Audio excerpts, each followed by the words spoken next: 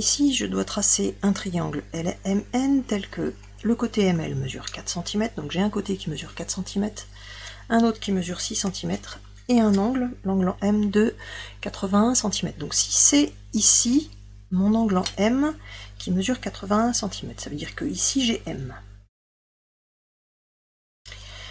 Maintenant, puisque mon point M est placé, ça ne devrait pas être trop difficile de placer le point L, puisque L doit mesurer 4 cm. Donc ici, je peux placer 4 cm ici. Donc je vais avoir mon point L qui va être ici. La difficulté, c'est de placer maintenant mon point N, sachant que c'est pas MN qui mesure 6 cm, mais c'est LN. Donc c'est cette longueur-là qui doit mesurer ici 6 cm.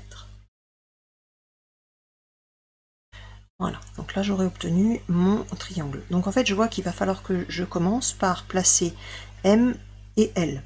Donc je peux même dans mon tracé commencer par placer mes points M et L qui sont distants de 4 cm. Donc je peux commencer par tracer, je ne vais d'ailleurs pas les tracer dans la même orientation. Je commence par M L qui mesure 4 cm. Donc ML qui mesure 4 cm. L'angle que je connais, on est d'accord, c'est l'angle en M. Donc ici, il faut que je trace un angle de 81 degrés. Ce que je vais faire, bien entendu, avec mon rapporteur. Donc mon angle en M va devoir mesurer 81 degrés. Je vais tracer donc maintenant cette demi-droite.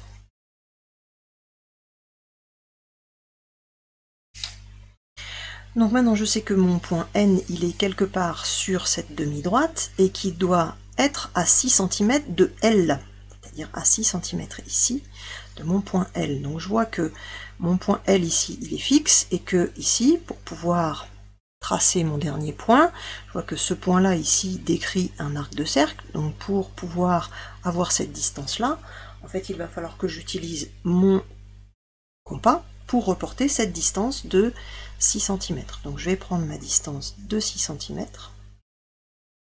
Et donc à l'endroit où je vais couper ma demi-droite, c'est cet endroit-là où je vais pouvoir placer mon point N.